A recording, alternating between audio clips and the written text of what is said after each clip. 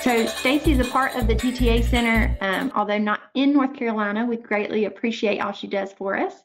And Stacy, I'm going to go ahead and hand it over to you to introduce yourself a little bit more and get started with our presentation today. All right, thank you, Amanda. Sounds good. So hopefully everyone can hear me. As Amanda said, I am Stacy Stotler. I'm with the NCTTA Center. And actually here in Illinois, I'm a prevention program manager. I'm really most comfortable being out in the field doing Too Good for Drugs, doing communication campaigns, doing some coalition work, various things, basically the exact same things that you guys are doing. So that's kind of a little background on the work I do. I realized last night as I was looking at this, I was trying to think of how long I've been doing prevention, and it would really, really date me, and the math actually got hard because there was a lot of having to carry some numbers. So let's just say I've been doing this since on and off since college, and I think that would be about 22 years now. So I have, you know, some on and off experience. Obviously, I've been in my current role since 2009. So this webinar in particular, this information in particular, is very near and dear to my heart because communication campaigns are one of my passions, and scare tactics tend to show up the most in communication campaigns.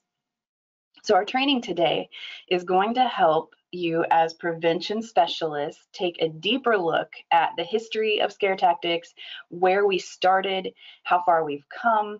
We're also going to use interchangeably the terms moral and fear appeals throughout this whole presentation because they really tend to go hand in hand, and they are kind of the same thing.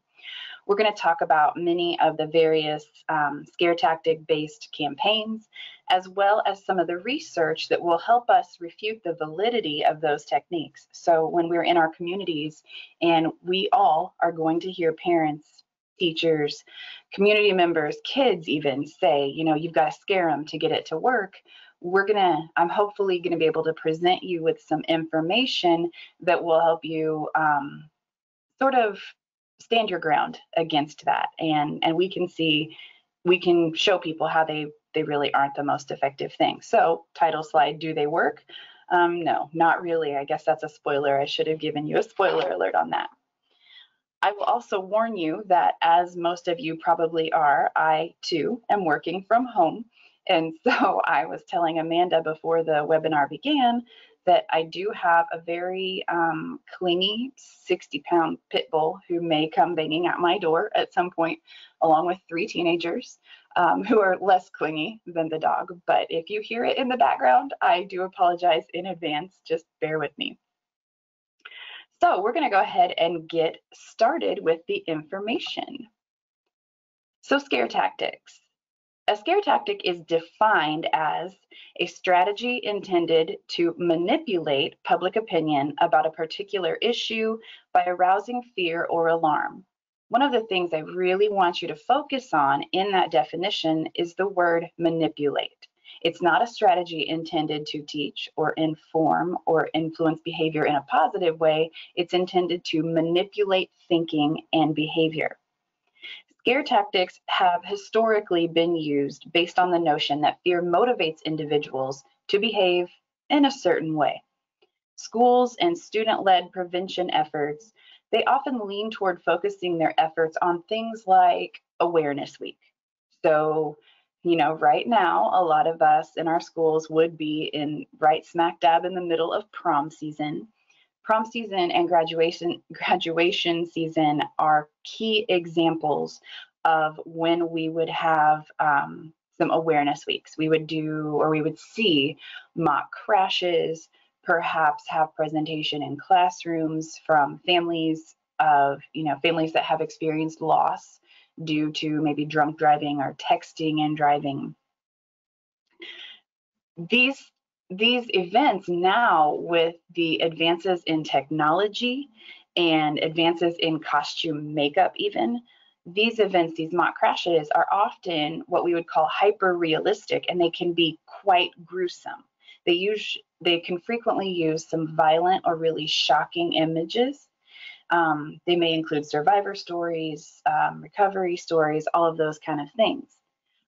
Something I want you all to understand is that if we are doing, I've heard stories of mock crashes that, like I said, with the hyper realistic imagery that students are seeing, there have been several schools that have said, well, it's okay because we have our counseling staff on hand in order to help the kids process through the event and deal with any emotions they may be experiencing after the event.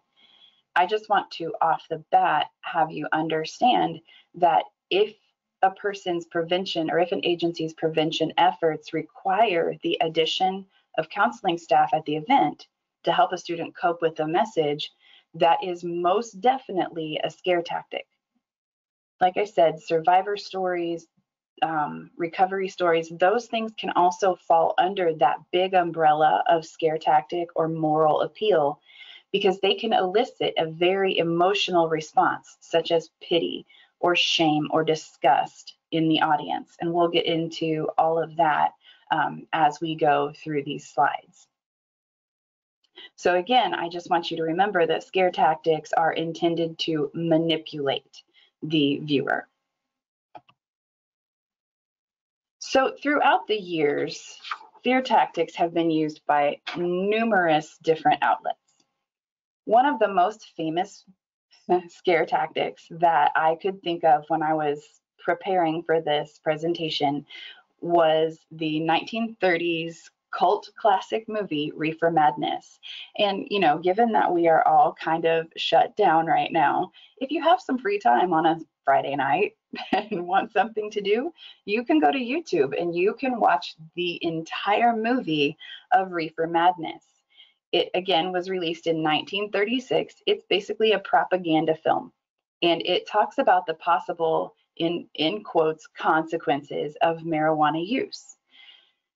The problem is in the short 1-hour film, it details things such as rape, murder, theft, suicide, and extreme psychosis. They all occur in the span of 1 hour in that film. This movie has actually been called one of the worst movies ever written, but it kind of disappeared for a while. And then in the early 1970s, in about 1972, the movie was rediscovered.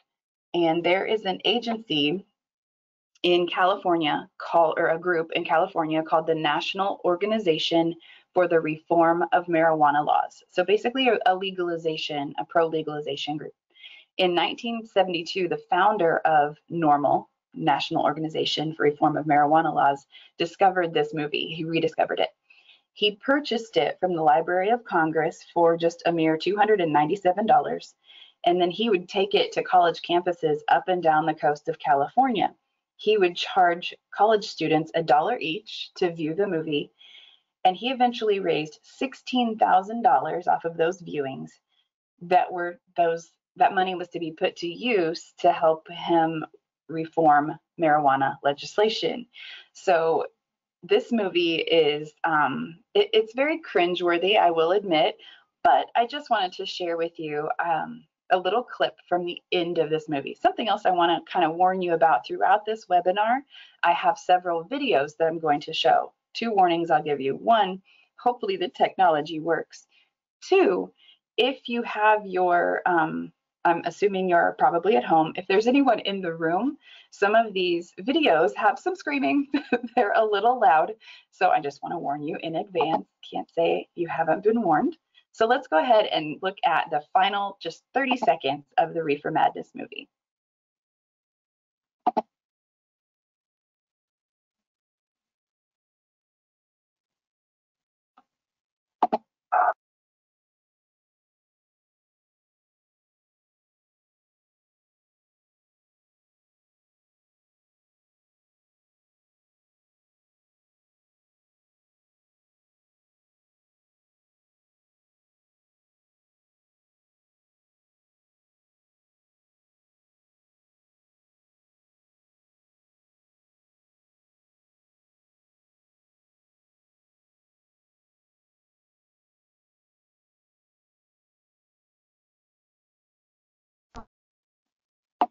Okay, so hopefully,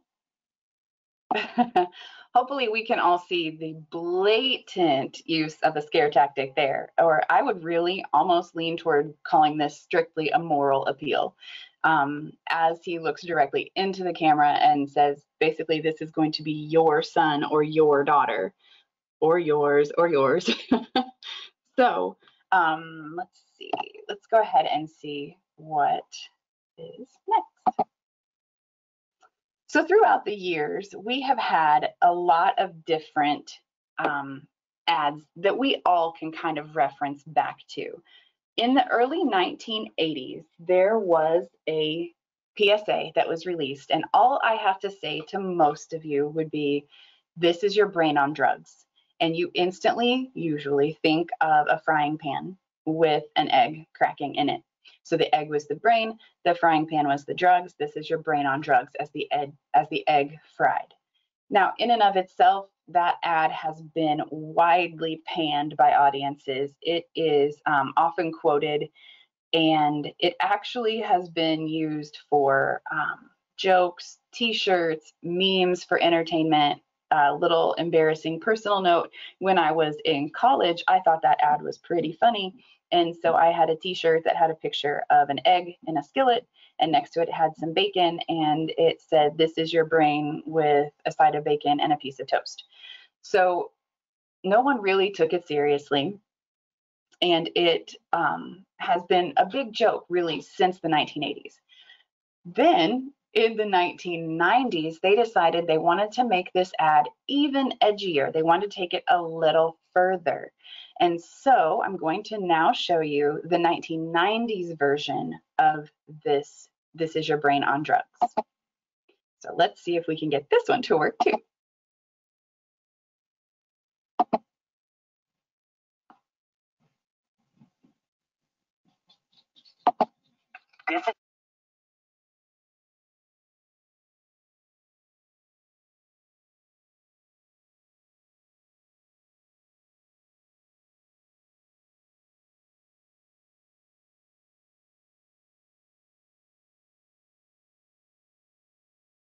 Okay, I'm gonna stop that right there. I clicked on the wrong video.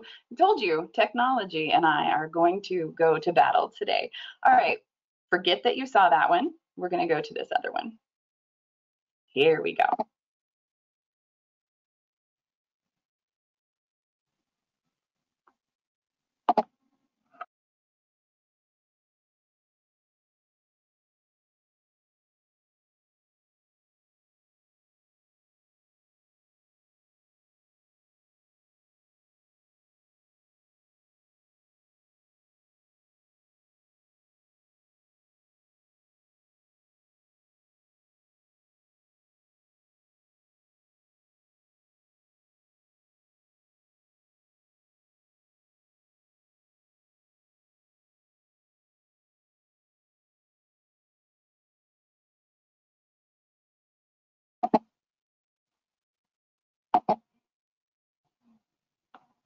Okay, so my pictures have disappeared. So we can see that with that ad,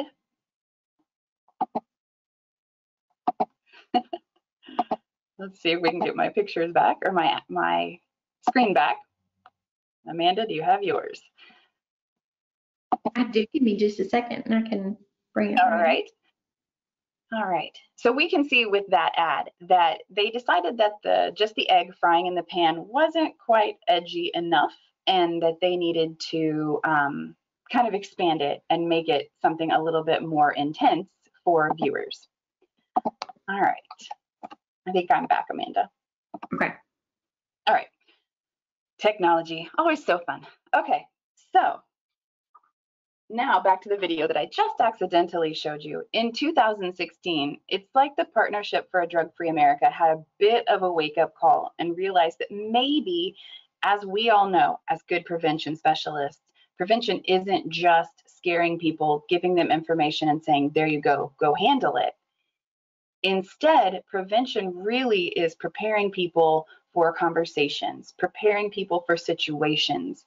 And we know as prevention specialists that this is what we need to do. So let's visit back to the video that I just accidentally started, and we will discuss that after it's finished.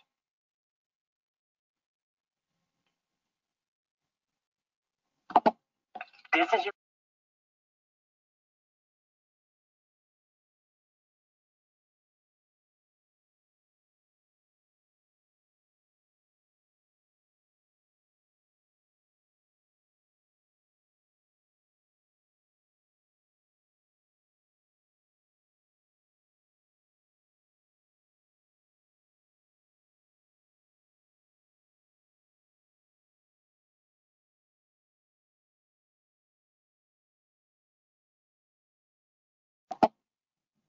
okay. So like I said, it's like they caught on and realized that we can't just scare them. We have to be prepared for these conversations. So we saw several teenagers asking real questions of their parents about various substances and their use. The ad actually does serve to educate parents and teens that an open dialogue in the home is one of the best ways to prevent that false information and miscommunication about substances. So prevention specialists need to encourage parents to educate themselves on the dangers and realities of the different drugs so that they're ready when these questions pop up. And also so that parents can learn that they sometimes need to start those tough conversations too. It can't just be, I'm going to sit back and wait for my kids to ask me. I might need to start some of that conversation too. Okay.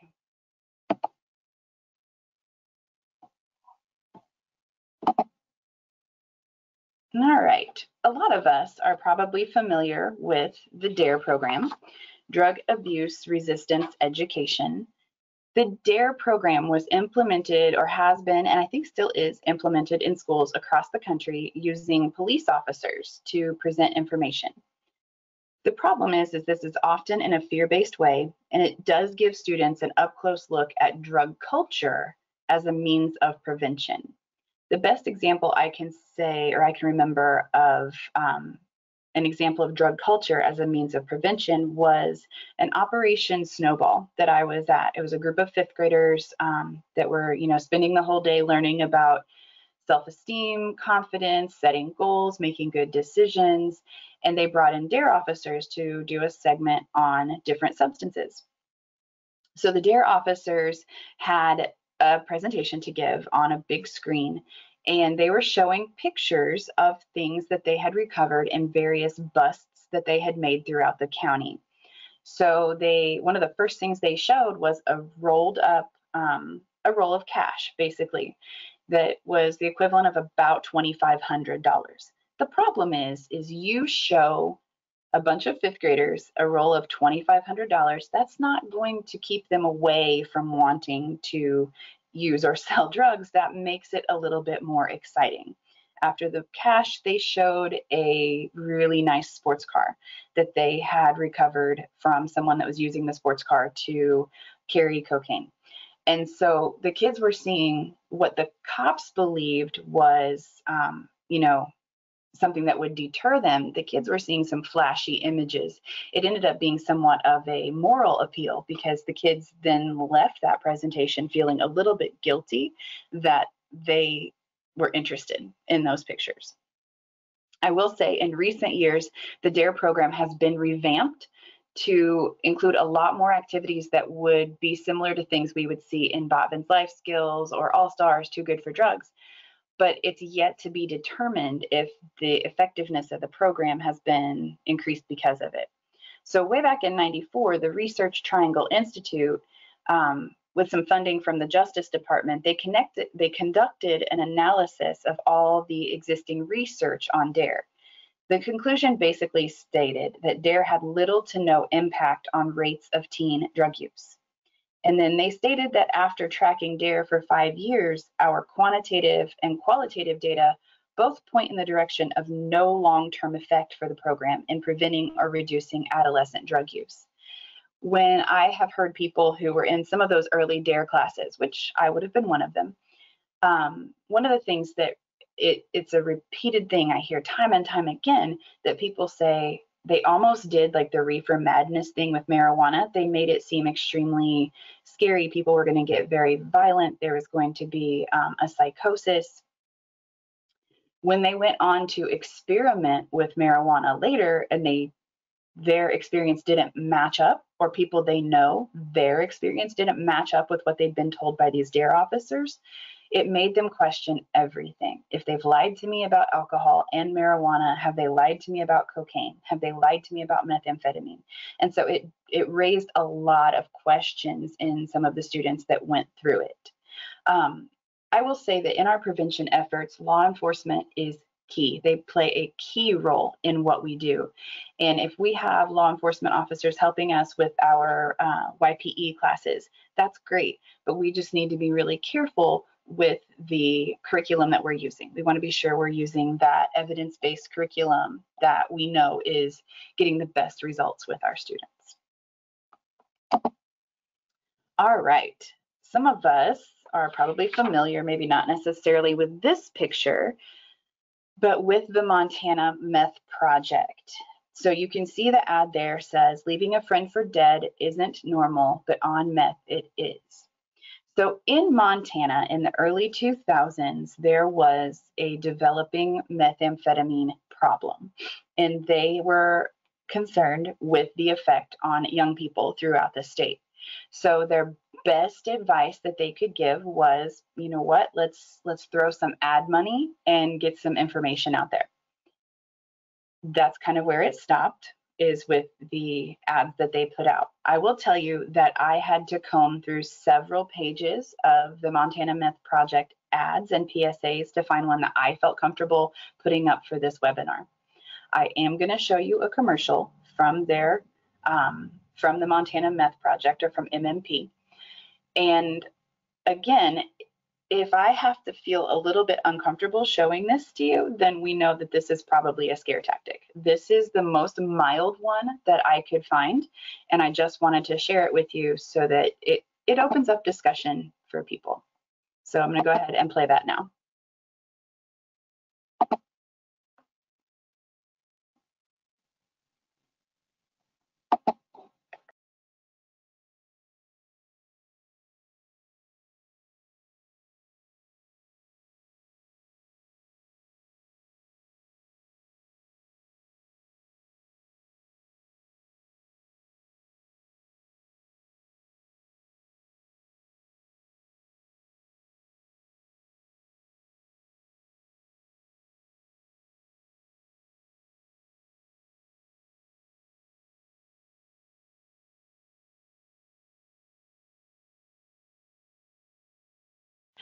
So, as I said, a lot of these ads are pretty uncomfortable. They display a lot of different behaviors. That one, obviously, the young man's trying to break into his home, and his parents it appears, have made a decision to not allow him in. That video is expanded in a later one where he does get in and basically assaults his family. I had to comb through several to get one that, like I said, I was comfortable showing in a public forum. Again, I just want to say, if you have to question that, if you have to wonder if people are going to be that uncomfortable, then you're probably looking at a scare tactic. So some research was done on the Montana Meth Project. In 2008, there was a study done in Prevention Science, and this is a peer-reviewed study, and it found a consensus that among 50% of teens, that they felt the ads were a major exaggeration of the risks of methamphetamine. It actually was found to cause a threefold increase in the percent of teens who believe that using meth is not risky. So you look at that picture, I look at that picture, and I see risk, but teenagers look at it and they think, that's just a picture. It's not going to get that bad. Something interesting is, if you are to read any of the data from MMP, you will see that they say, yes, we had a direct effect on methamphetamine usage rates in Montana. The issue is this: the launch of this ad campaign coincided with a 2005 imposition of something called the Combat Methamphetamine Epidemic Act, or the CMEA. This act restricted sales of over-the-counter drugs that are used to manufacture methamphetamine. So things like if we go to the pharmacy and we cannot buy the big packages of Sudafed or pseudoephedrine or things like that, that comes from the CMEA in 2005. So of course, if manufacture goes down, use goes down too. The study in Prevention Science recommended that this ad campaign be put on hold pending what they called rigorous research. The director of Montana Meth Project at the time said, "Oh, that's an old study," and no further response was given. So these ads are still out there, they're still running rampant, and kids are still seeing them. I know that my daughter saw one when she was she's 20 now, so she was probably 10 or 11 at the time. And it came on TV and she hid under a blanket because it was so scary to her. So again, if your ads are so scary, if your prevention efforts are so frightening that people are covering their eyes, they're not seeing the message. They're not getting the message. That's, again, a scare tactic.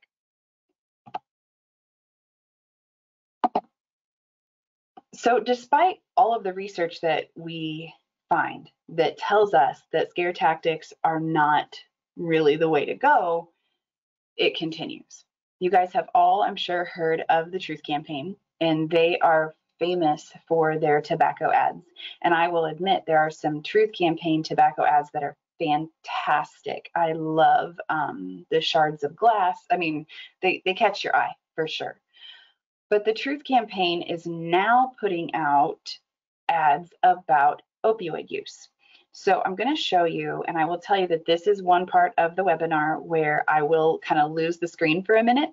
This is from the Truth Campaign, and it is one of the ads that they put out about someone named Chris and how he went about getting opioids. So let me show you that video.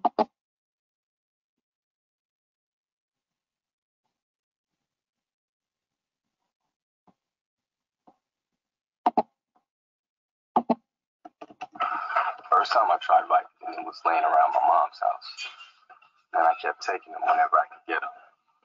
I didn't know they'd be this addictive. I didn't know how far I'd go to get more.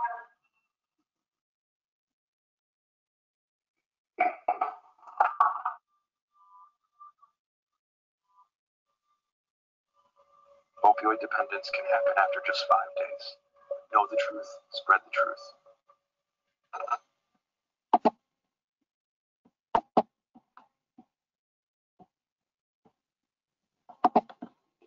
Okay. Like I said, it's going to get stuck here for a second, which is fine. So the Truth Campaign, they have been great in a lot of their different things that they've done. But the problem is that they are very, very good at scare tactics. And so, I'm losing my thing here. There we go. And so, when they branched out into opiates and they started using these scare tactics, people, again, they look away. I don't know how you felt when you saw him slam his hand in that door, but it's a scare tactic. It's frightening. It's uncomfortable to watch. And sometimes we walk away from it going, okay, I know that people are doing this, but what do I do instead? What do we do to help? How do we prevent this? It doesn't have that call to action that we need, that we know that we need in prevention. All right, so now we're going to kind of take a look and see what you think about a couple. First, we're going to do this one. Research has to guide our prevention efforts. Okay, so there is, and I just thought this was pretty interesting given the work that we do as prevention specialists. There's a study that was done way back in 1975 in the Netherlands, and there were over 1,000 students that were being evaluated in that 14 to 16 age range. These students were divided into 4 different groups. There was a control group. They were given nothing, no messaging, no information. There was something called the warning or danger group. They were given scare tactics about different substances and what would happen if they used them. There was a fact-based group that was just given the science on substance use. And then finally, there was a group that was given no messaging about substances whatsoever. They were just allowed to share their personal challenges with growing up, issues that they had. This personal sharing group showed the lowest usage rates of over time of all 4 groups.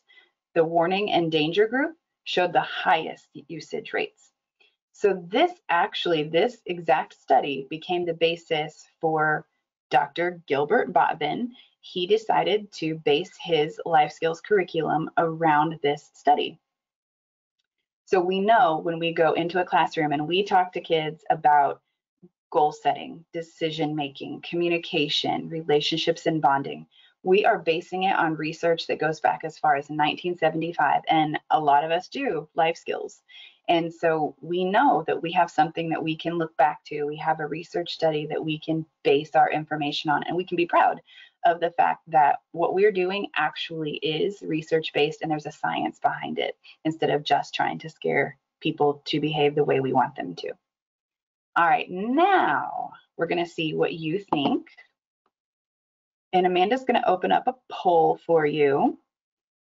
What I want you to do, there are 3 different ads on your screen, or 3 different little pictures, A, B, and C. You can see there is the baby with the syringe, there's some handcuffs, and then there is it looks like a teenager talking to his parents. You're going to mark A, B, C, or all if you think they are a scare tactic. So Amanda will be able to see those results as we go. Yep, I see that we have 6% of attendees that have voted. So it's slowly creeping up. A minute. Well, we officially have all options marked. Let's see.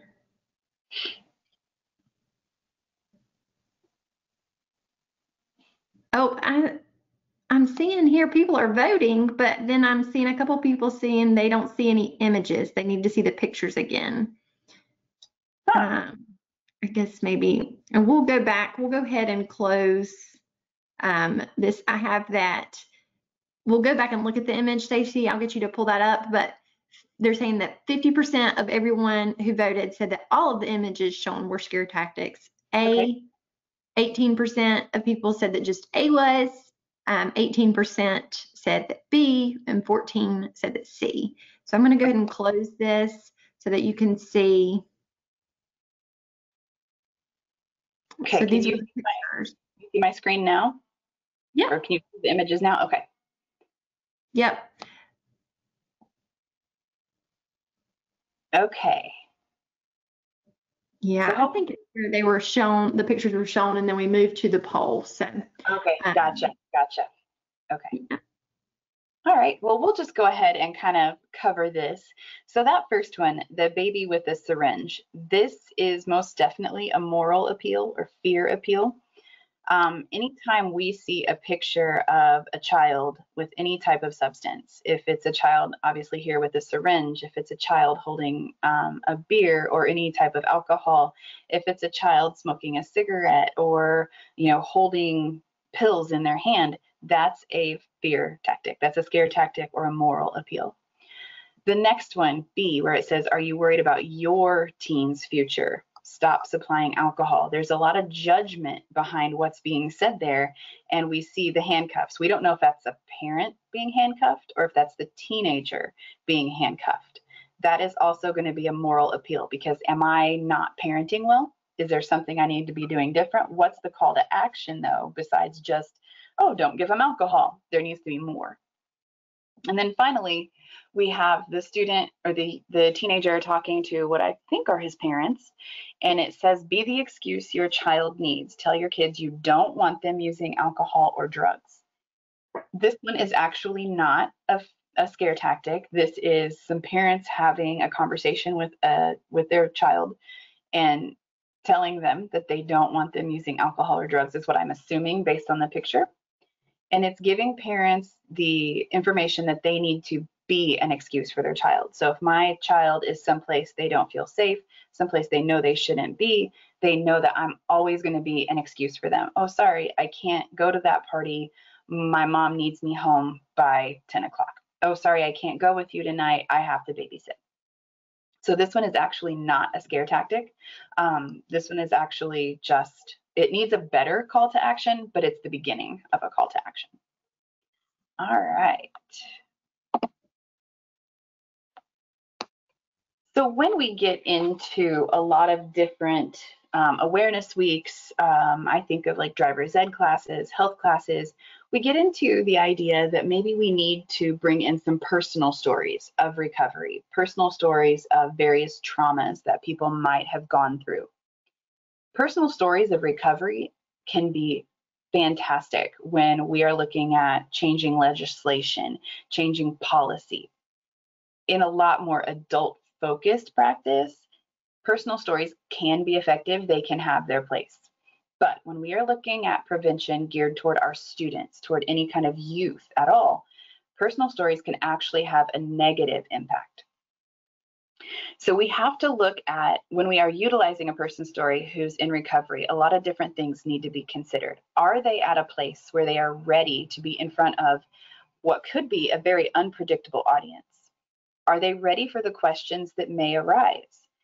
This also applies whenever we have family members of people who have perhaps died due to substance use, and they're asked to speak to students or at assemblies. Are they really ready to do this? Is this healthy for them? Is this honestly an extension of therapy for them? What's the end goal of the presentation, and what questions might linger once this presentation ends? Okay, so we really need to think carefully about using recovery stories in youth-focused prevention. There is always a time and place for these stories, and we need to hear them, but that might not be the answer when it's something geared toward youth. As a general rule, the person in recovery should have at least 5 years in recovery behind them. And I can think of a great example where this did not happen at a high school, actually my kids' high school. They had, something had happened in the school where some kids had brought pills to school, various pills. And so the school decided that they needed to have some recovery speakers come in and talk. So they pulled some youth from a treatment center in a neighboring town. The problem is one of the students, or one of the young men, had only been in recovery for, he'd only been at the center for maybe 3 to 6 months. When he got up there in front of a student body of about 400 to 800, I don't know if they had all of the classes there or not, well over 400 kids. And the kids didn't necessarily listen the way he thought they should. They weren't necessarily engaged. He got very embarrassed, very frustrated, and he sat down and refused to talk. So again, not an effective situation for the students listening, but more than that, can be very harmful to the speaker. Hopefully that young man was allowed to process through that afterward, because that could have a very lasting impact on him. It's not just about what is the message I'm giving the kids, it's what am I doing to the person telling the story. We want to make sure we're protecting everyone involved. Does it cause more harm? So one of the other things I want you to think about with personal stories, there was a man who he had been using methamphetamine and struggling with some depression, and one night he was suicidal and decided to end his life. He shot himself in the face and then he survived. He then took his story and went on the, public speaking circuit. Schools were hiring him to come in and talk to students, basically to, again, scare them into behaving correctly. When I heard about what happened at a nearby high school when this man presented, he was a great presenter, very engaging, very educated, very intelligent about his story, very passionate. But he showed a lot of pictures from the night of his suicide attempt. There was at least one student that vomited. There was one who passed out, and several asked to leave the room. Again, those people are not seeing the imagery, they're not seeing the prevention effort, let alone getting anything out of it. So we want to be positive, proactive, and not just trying to scare them because they may not even see it. Really quickly, best practices, we all kind of know these. everything we do has to directly relate to a goal. We have goals. We have things, you guys are working on assessments and you know what your plans are going to be. You have an end goal. So we want to make sure that anything we're doing directly correlates with that goal. Who's your audience? What type of message is best for them? Why is your message important? Are you giving them a call to action, something that they can do afterward? And how does your strategy fit into the bigger picture? Is it part of a comprehensive plan, or is it just something you're kind of throwing in there as a placeholder?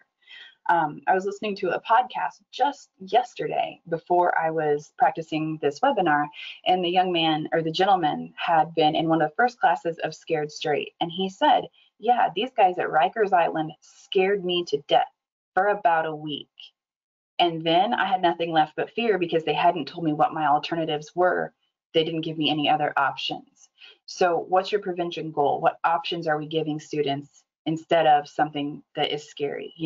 We're telling them, set some goals, make good decisions, communicate, have, work on relationships and bonding and things like that. So we want to be sure we're tying it all together and not just scaring them or manipulating them into behaving the way that we think is best. So NCTTA has their prevention principles, and there are several. I've put 3 up here, and just to kind of summarize them, all 3: enhancing protective factors, enhancing family bonding and relationships, parenting skills, developing family policies, training in drug education information. Prevention programs are effective when they are interactive, peer discussion groups, role playing, all of those kind of things. Nowhere in the SPIF that we rely on, nowhere in the NCTTA prevention principles that maybe you have heard of, does it say, hey, try to scare your audience to elicit the response you're hoping to gain. Nowhere does it ever say that. It repeats positive reinforcement, family bonding, protective factors, reducing risk factors. Those are the things that we as prevention specialists need to be focusing on. So I'm going to stop here for a second and just ask Amanda if we have any questions so far, any comments, anything that anybody would like clarified at all? Yeah, we do actually. And I'm going to go back to the beginning when you were talking about the mock crash. Yes. If, is that not a teaching moment? And the comment that reality is data, and if we present data, then we aren't sharing it. So I guess they're asking about the application, or I'm sorry, the replication of an actual scene. Sure. Is that not a teaching moment? Sure, absolutely. Okay, I would say, and the research shows, that a mock crash can definitely be a teachable moment. The problem is, what we want to make sure is that we are not just going in and doing just a mock crash and then not providing them with any sort of evidence-based prevention as well. So if a person is committed to doing a mock crash, and really I don't know how much like block grant funding even would allow for that, are we also giving them YPE? Do we have a campaign to go with it? Are we giving them a call to action besides just, hey, don't drink because this could happen? We want to make sure that we are giving them enough to empower them to make the right decisions and not just show them something really scary that could happen and then walk away. The other issue, the research shows that with mock crashes, they're so extreme that a lot of times students feel like, oh, well, if I go out and I just have like maybe 2 beers, then this will never happen to me. So when we go into those extremes, like the Montana Meth Project, like these hyper realistic mock crashes, kids can tend to shut it down because they think, well, I just won't go that far. And we all know kids have that aura of invincibility, and it rears its head during mock crash scenes because they're just not convinced that this will ever happen to them. Is it a teachable moment? For sure, absolutely. If an agency still wants to utilize it, they definitely need to have some evidence-based prevention to go along with it. Thank you, Stacy. And then I have several comments just in relation to personal experiences. And so I know that scare tactics can be a very gray area and a lot of people have personal experiences and feel certain ways as far as it being a very accurate depiction of what people go through. So I totally understand that, and I do have a couple comments related to that in general.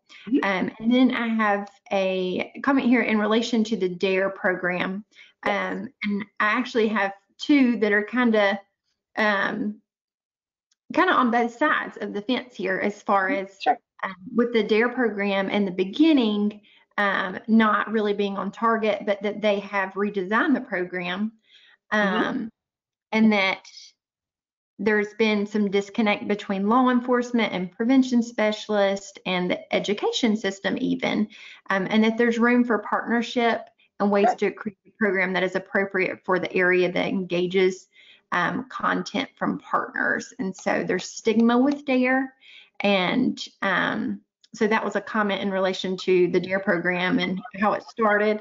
And then also on the other side, how if you don't think that it's effective, how do you respond in approaching principals, parents, law enforcement on your view of that? I think it's one of those topics. It sounds like that, we're going to have different opinions on, which is fine, and how we grow. So. Sure. Absolutely. And I will say, like I mentioned earlier, law enforcement plays a key role in prevention. We need law enforcement on our side. We need help from them to present different things. But we just want to make sure we know, I do know that curriculum has been revamped, and I saw that it's a lot more, I think it is kind of going along the lines of, say, like a life skills or a too good for drugs, but we want to make sure that there's evidence behind it, that it wasn't just changed. So I would need to see some evidence to say, this is the research that went into this, and it's been carefully and thoughtfully done. If I get pushback from principals, things like that, I would just sit down and have a discussion about, okay, tell me what program that you feel passionate about. What is it that you're looking to see happen? Here's some other programs that we know of that are definitely evidence-based. How can we pull law enforcement in to help us with this, with the implementation of our Too Good for Drugs? There's a local school here that the police officers do the Too Good for Drugs curriculum. So there's always room for that partnership, and that partnership is absolutely essential. If you've got law enforcement believing in prevention and prevention believing in the help they can get from law enforcement, you can be unstoppable, because they're out there in the community doing things, to back us up. So yeah, I think there's always room for partnership. I think we just need to always be sure. And, block grant funding states it has to be evidence-based. It has to be in that master grid. It has to be something that we can say, yes, there is research behind this. So I would like to see the research on DARE. I'm not saying it's not good anymore. I know when it started, it was, there was definitely some stigma associated with it. I would love to see it in its current iteration and see how it looks, but I've not heard of a lot of area schools in my area doing the DARE program. Stacy, I appreciate that. And I do have a good question here, as far as there are many other prevention efforts that can be used within a community, but do you think that using scare tactics or a true possible negative consequence could be used as a tool in the toolbox? And I think that's a good, if you have a response to that, as far as I think that's what a good description of how people are wanting to use scare tactics is for people to see the real consequences. So sure. Well, as I answer that, I'm going to flip to my next slide. I do not see any good use for scare tactics ever. The research does not show good uses for scare tactics as a standalone. They do create that immediate reaction in people, but they don't tend to carry over to real life situations. And again, they can have that opposite of the intended effect, because people look at it and they think, oh, that's thrilling. That's going to be an adventure. we also know that we want to look at social norms as prevention specialists. And if we're putting those scare tactics out there, that it can really imply that this is happening everywhere, that drug use is much more prevalent than it really is in our neighborhoods or in our counties, our communities, our schools. So we want to be sure that the prevention we're doing is evidence-based, and scare tactics are not evidence-based. You know, I get it. As a parent, I have had that thought so many times that I just need my kids to be scared out of a certain behavior. But if we're just going to scare them and not provide some sort of backup, some sort of evidence-based prevention in conjunction with it, then we're really not giving them anything to go off of. We're not giving them alternatives and options to do after they've viewed this scary thing or this frightening ad or PSA or mock crash or whatever it is. So we have to really be careful. Again, scare tactics are not evidence-based. They are extremely controversial. I've told agencies here, you know, I think I would leave it to the driver's ed teachers because they have that ability to use those. But we in prevention, our funding is not supposed to really allow for that. So we don't want to take that time and money and energy away from those evidence-based prevention strategies that we know do work, that we can see direct correlation with this evidence-based practice and success in our communities. So we don't want to take time away from that or money away from that and put it towards something that has been proven time and time again to not be effective. So scare tactics, no, I honestly, I wouldn't put it in my toolbox. Thanks, Stacy. And then let's see. I have some comments that this is important information that they would, you know, like coalition and community partners to hear, and that they would like to add information to their website about what type of prevention that specific agency is offering, and then a follow-up comment that they have found that sometimes people are disappointed when they don't get the scare tactics, Yes. and what resources and ways that they can help prepare to receive effective prevention.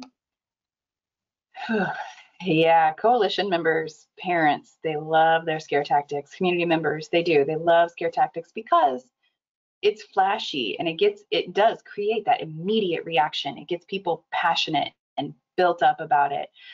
The best I can tell you is I think we could probably find a link. Actually, I know I wrote a research brief about scare tactics that you can find on the help desk. But if you can present them with information about why our long-term campaigns work better, why our YPE works better, why our parenting programs work better, you have to be armed with that information. And the information's out there. Like I said, there's some on the help desk. And then also on the next slide that I'm going to give you, my information, you are all welcome to email me at sstotler@ncpreventiontta.org, or, you know, give me a call, shoot me a text, whatever you would like to do, and I can help direct you into the right direction for what to tell coalition members. Because we want to be doing evidence-based prevention. Our communities deserve it. Our students deserve it. We deserve to be proud of what it is that we're out there doing. And they are going to give us some pushback. But once they understand the research behind it, once they see that there actually is a better option, they really do sometimes, I say sometimes, get on board with us. Thanks, Stacy. And then I have here, have you seen the new tobacco package warning pictures from the FDA? Yeah. Okay. Yes. They were wanting to know your thoughts about why it's continuing to do things that way. And I was thinking it was something I'd seen last fall, and it is not. These are new images that I had not seen. So I actually brought them up while they sent. So they were just wanting to know thoughts on that. Yeah. Like the ad I showed you where the guy slammed his hand in the door, that was from ONDCP. The FDA, ONDCP, all of those agencies, those federal agencies, they can do a lot of different things with their funding. And I think I get kind of frustrated because I feel like they put out these ads and then they expect us as parents, community members, teachers, prevention specialists to kind of clean up after it. I don't know if any of you have ever been in a YPE classroom and had a student bring up those ads. They hate them. They literally hate them. But yeah, they can throw funding at kind of whatever they want. And the problem is they're not they're not trained prevention specialists. They're not taught the block grant process. They're not taught the SPIF. They're not taught best practices. They're taught, what can I do right now to get something in front of my country, my state, my community, whatever that might be. If it's on a national level or local level, they are taught that they have a limited amount of time to get something out there that is exciting and flashy. And you know, it raises conversation, which is good. It definitely is a teachable moment, which is always good, but evidence-based, definitely not. And they can do it because they have the funding to do it. It really is just that simple, unfortunately. Stacey, I have it pulled up. Would you like me to share on my screen? Sure. It looks like we have about a minute and a half left. So yeah, go right ahead. People know what we're talking about if you have not seen these that Mina was talking about. Can everyone see that? I cannot. I see. Thank you for I still see my screen. Do I need to stop sharing? Well, I'm sorry. Oh, there they are. Okay, good. I was thinking it was just a lag, but yeah, that was the first thing that popped up when I put in the link. So my question about these would be, yes, smoking causes age-related macular degeneration, but why does it have to be a graphic picture of an eyeball with a needle? I mean, I am uncomfortable looking at that. So why does it have to be that? Why can't we give the information in a way? Why can't we stand behind the fact that we have this knowledge, that we have this information, and we have enough to give them without having to use images like that? We have the knowledge to do this. We don't need that to catch their attention. That would be my statement on those pictures. I found them difficult to look at. Thank you, Stacey. And I know this is a topic that we could talk on and on and on, and I have a lot of comments and questions asking about thoughts on research or just different questions. And so what I want to do now is just encourage everyone, if you have questions or something comes up on a specific topic that you're wanting to know about, please reach out to us at the NCTTA Center. We can get you connected with Stacey, but write down her email here, like she said. And again, this is something that we could go on and on and on about. So we want to encourage your questions and good discussion around this. And so I have some people also asking about a copy of the presentation. We will, of course, have this on our help desk along with the webinar itself. Is there anything else, Stacey, that you have? I don't think so. Like I said, please feel free to reach out to me. I'm more than happy to share links to more research.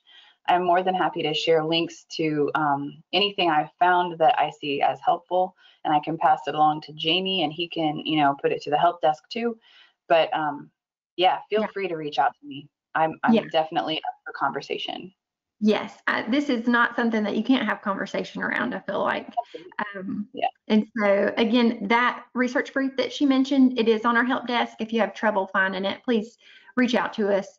Again, today's will be listed. You'll get an email within the hour with a link to a survey. Please complete that for us.